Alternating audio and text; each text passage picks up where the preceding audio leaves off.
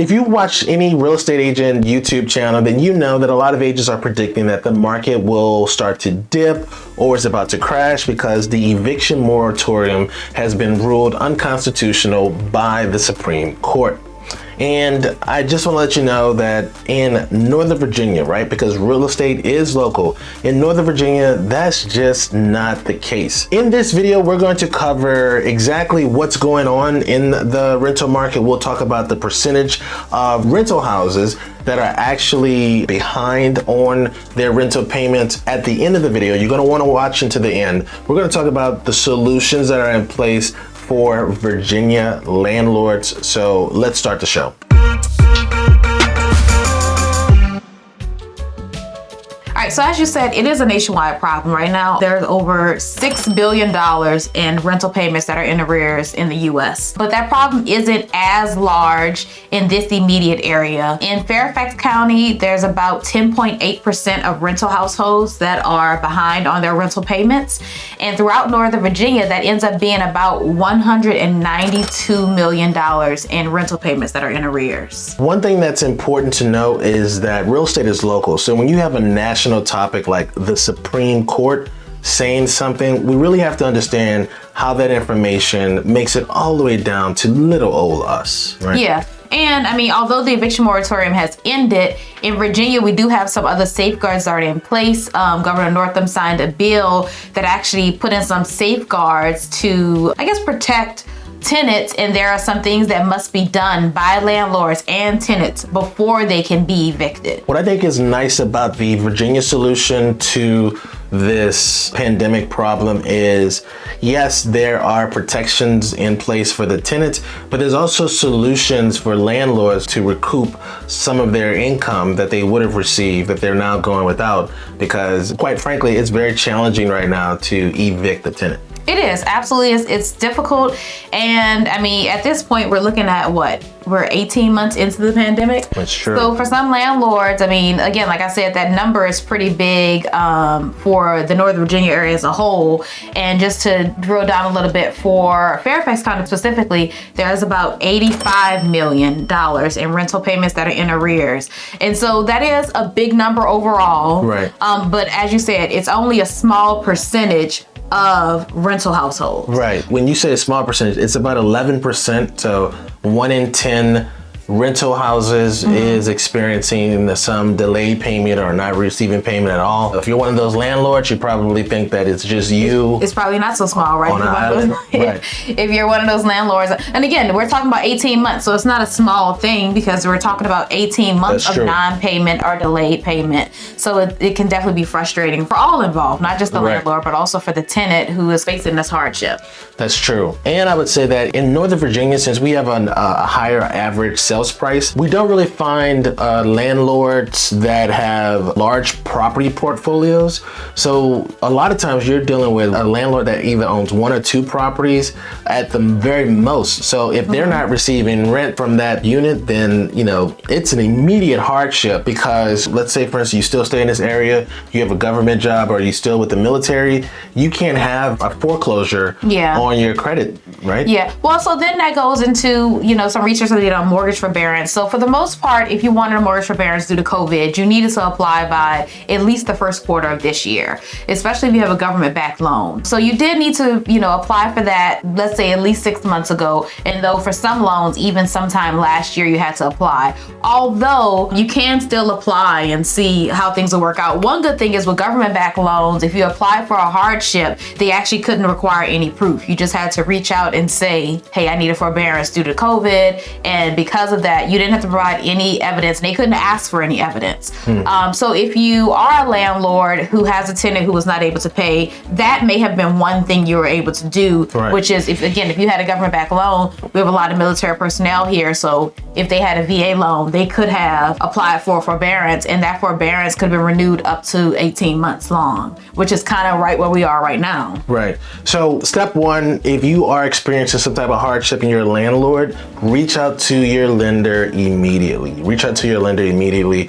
Start the conversation. Let them know your situation. This is nothing to feel ashamed about, right? This is just a national event. Don't not look for assistance. If it's too late for that, if you haven't already done that, and again, we're talking about 18 months into the situation, so many of you probably have already looked into that. And if that's not an option for you, of course, we know there are federal funds that are available. In Virginia, funds were made available not only through the federal government, but also through the state. And so overall, we had about $500 million allocated to what is called the Virginia Rental Relief Program. And so far, Virginia has actually done a really great job at getting those funds out. The U.S. Treasury Department actually just recognized Virginia for that because they have so far given out the most money out of all the states. Out of all the states, they've already given away $311 million of that $500 million. And well, I mean, that's a big deal. It is a big deal because the next highest state has only given away like 35%, and that's Texas. But 40 states have not even given out 10%. Yes. So Virginia is doing a really good job at making sure that people know about the Virginia Rental Relief Program and that they have made it easy for both landlords and tenants to apply. That's why we're doing this video. This story came to me in my email through the Virginia Association of Realtors. And I thought, you know what? We can't not talk about this because I want to make sure that the landlords that watch this channel, they know that there's a resource. And also, if you live in Virginia and you're watching this and maybe you're not a landlord, but you know a landlord, send this video to them. Send this video to them. There is help out there. You do not have to struggle by yourself, right? Yeah. Virginia's doing a great job of administering the program, making the funds available, also making it very easy, super easy, barely inconvenient on how to even acquire the funds, right? Like a lot of states are making it very challenging. They're making it challenging, and it's really drawn out. They're not really making payments out to people quickly. In Virginia, in the months of July and August, they're paying out about $2 million per day. Per day. Which again, that is huge when you compare that to other places. And so I just want to share really quickly how you can apply. The requirements are really simple for the tenant. Now, the one cool thing is landlords can apply on behalf of their tenants, but they do need their tenants' cooperation. Gotcha. So the requirements are super simple. Household income has to be below 80% of the area median. The rent amount needs to be below 150% of fair market value. And then the loss of income needs to be either related directly or indirectly to the COVID-19 pandemic, or there's an increase in expenses due to directly or indirectly COVID-19. Gotcha. So those are the three criteria. That's the basic eligibility requirements. And of course, there's some documentation that needs to be provided as well. But overall, you could just go to the Virginia Housing website and really simply begin that application process. I think that this is great news. We just have to get the word out there. If you've been procrastinating on this issue, there's still $250 million out there. Yeah, there's some money still left out there. Now, I will say the most they'll pay for is 18 months of arrears rental payments. So you definitely want to get that. 18 months, that's a lot. Well, I'm just saying that's the longest period you'll be able to collect the rent for. So you definitely want to go ahead and get in there. I think you can go back, if you were to apply now, it could go back all the way to April of last year for rental payments. I do want to say, just to circle back to what you talked about in the beginning, you mentioned the eviction moratorium, and we talked about the bill that the governor signed. And so basically what that bill says is it's going to make it a little bit more difficult. There are some steps you have to go through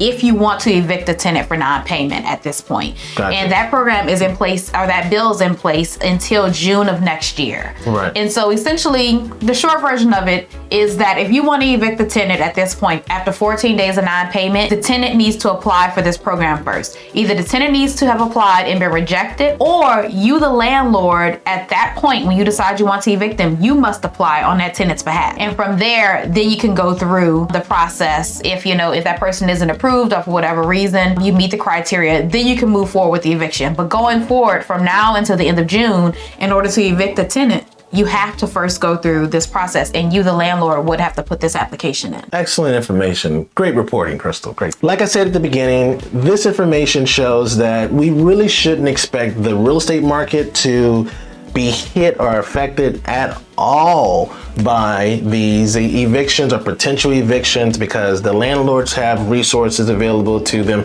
the tenants have resources available to them, and it only represents such a small fraction of our overall market. So if you're out there sitting on the fence, right, and you know who you are, right, thinking about, okay, there's going to be some foreclosures coming down the pipeline, I'm gonna clean up. that's just not the case. It's just not the case. I'm Not sorry. what the cards are showing. I'm sorry to let you know that that's just not going to happen. And even if people, landlords specifically, even if landlords say, you know what, I'm tired, I'm through with these rental units, their properties have already appreciated such that they could just put their house on the market and still make a good amount of money. Right? I mean, we have a landlord right now that we're talking to that's potentially selling their property. And I think when we rented their property out like 2 years ago, it's already appreciated like almost by $75,000. Yeah, it has. Yeah. We just entered a comps this week. Yeah, it has gone up that much. And just,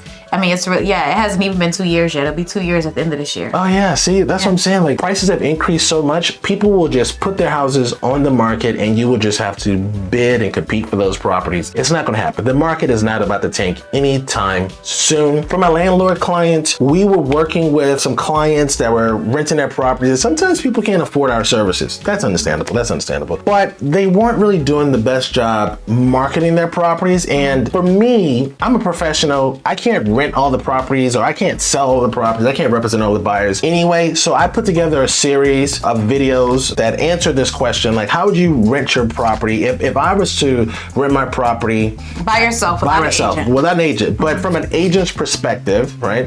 What would I do? I've already put together a playlist for you. You can click over Crystal's head right there. It'll be right there over Crystal's head.